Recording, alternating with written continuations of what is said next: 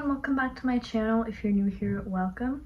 I make videos about witchcraft, paganism, spirituality, occultism, and other related topics. So feel free to hit subscribe, and if you like my content, you can look at my Linktree as well, where I have other platforms and links and stuff. So today, I wanted to talk about the role of aesthetic in witchcraft and my opinions on that.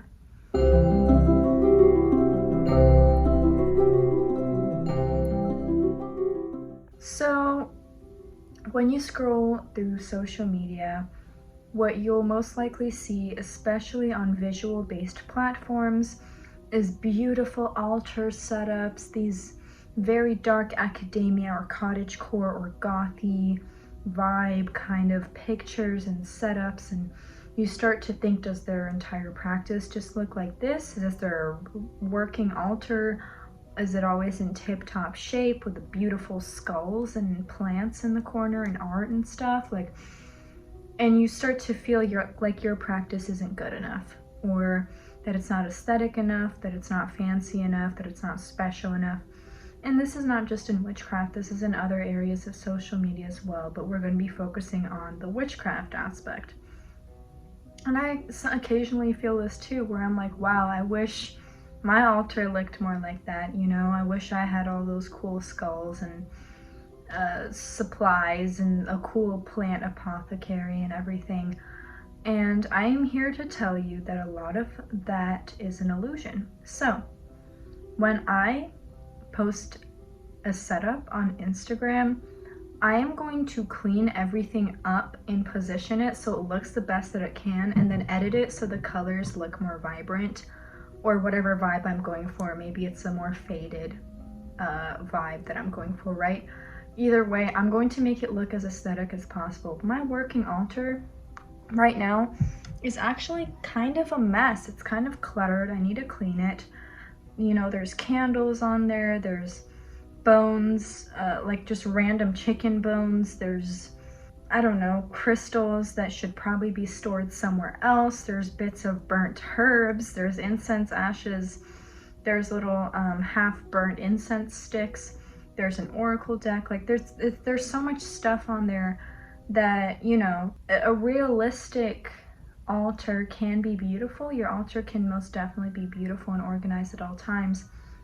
But realistically, what you see on Instagram is not an accurate reflection of what people's everyday life and practice looks like. And this is just a fact. This not only goes for witchcraft, it also goes for, you know, when people act like they have a rich lifestyle. A lot of the time they just pose in front of cars at the dealership, the expensive ones, and then leave and act like that's their car.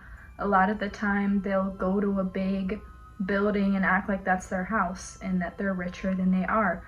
People will edit their body to look curvier or more attractive. They'll edit their face to look more beautiful, you know? Hell, I edit my videos, you know, I put filters on them and stuff, more because I like to go for a certain vibe, a sort of darker vibe, and then I kind of edit that on. But honestly, social media is not and will never be an accurate reflection of the craft. And this is something that I want to reiterate, because it's so easy to get imposter syndrome and insecurity from looking at your feed, at your social media feed. It is so easy to look at this stuff and say, well, I don't have giant bookshelves filled with occult books.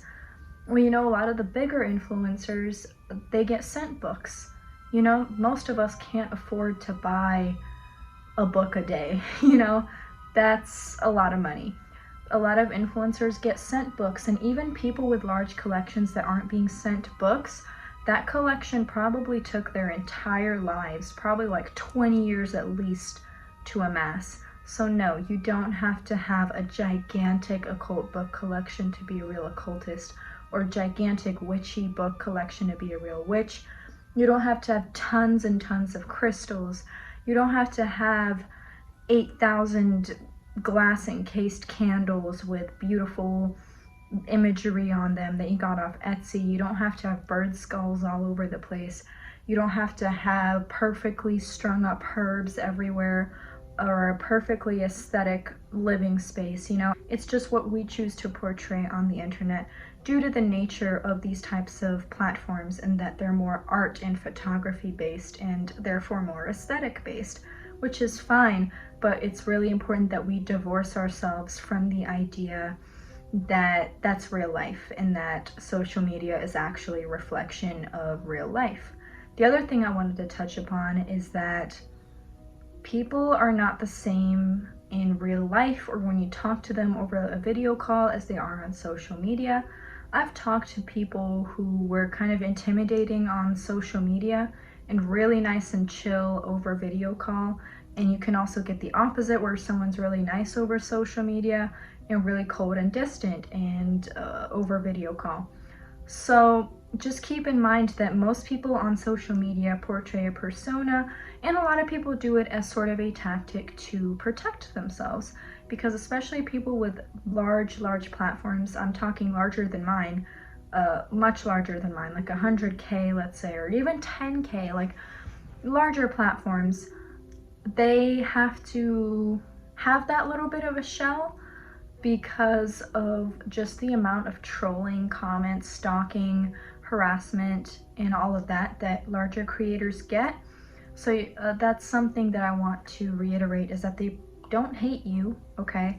They're not just going to randomly hate you. A lot of creators are just careful with who they talk to and how. But the point I wanted to make with that is that the way people portray themselves on social media, they're not going to be like that 100% of the time. So if someone seems happy all the time in their YouTube videos and on their Instagram and whatever platforms they're on, they have bad days. I promise you they have bad days. They probably have mental health struggles just like the rest of us. They have bad days. They have days where they cry. You know, they have those days just like everyone else. It's just that they're choosing not to portray that online. And that is fine. That's their choice.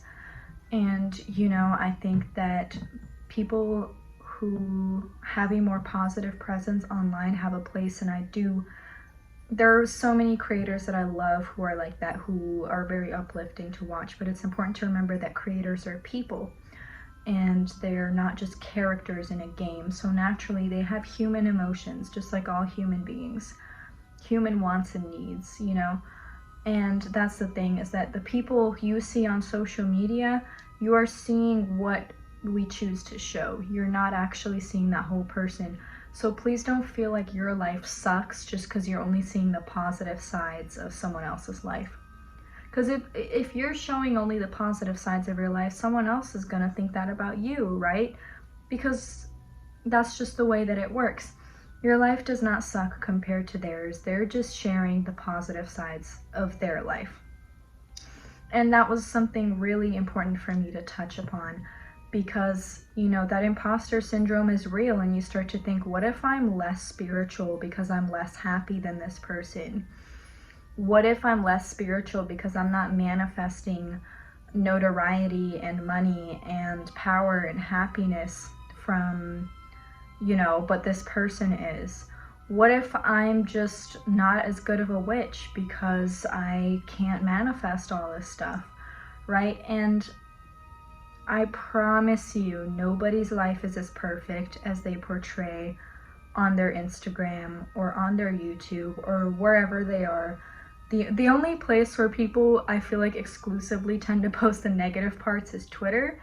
It is a useful tool for venting, but if you ever want to see that side of things, go to Twitter or TikTok, because everyone be complaining on those platforms, and there's nothing wrong with that. I'm not going to police other people's presence online. Hell, I complain all the time, and that's fine. And that kind of rhymed, and then me saying that rhymed kind of rhymed with everything else that rhymed. Anyway, my life is not perfect either. You know, you might scroll through my Instagram and think, wow, this person has, you know, the goth vibe. They're probably spend all their time reading H.P. Lovecraft and Edgar Allan Poe and occult books, and they probably always look like this. Half the time when I'm at home, I'm in my pajamas and no makeup on. You know, my podcast co-host can attest to this. I often show up just looking like a mess. You know, I have a job that is pretty draining sometimes, you know.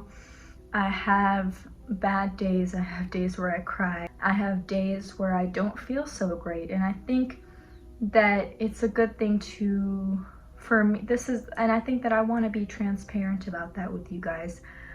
You know, my room's often a mess. It doesn't all look like this, right? Now, this isn't just a background setup, this is part of my room. I did genuinely put this stuff up because I love the way it looks. But, like, my entire life is not aesthetic, dark goth, cottagecore, dark academia, ooh-woo kind of thing, okay? Like, I am a person, every single person you see on the internet is also a person, and I'm just saying that because I want you to know that I'm normal. And so when you're scrolling through my Instagram, I don't want my Instagram to make you feel self-conscious or unworthy or anything like that. So when you're scrolling through it, remember, I set things up a lot, okay? I edit my posts, like I do, there's a lot that goes into it, you know? And so I just want you all to remember that social media is not an accurate reflection of the craft. The craft can literally just look like you going outside and meditating and then doing spell work with the stuff you've gathered from outside, and it being messy and dirty and beautiful in its own way, but certainly not that aesthetic you see online.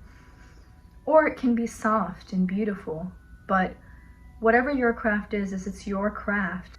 It shouldn't be, you shouldn't feel pressured for it to look a certain way and then feel bad if it doesn't. You know what I'm saying?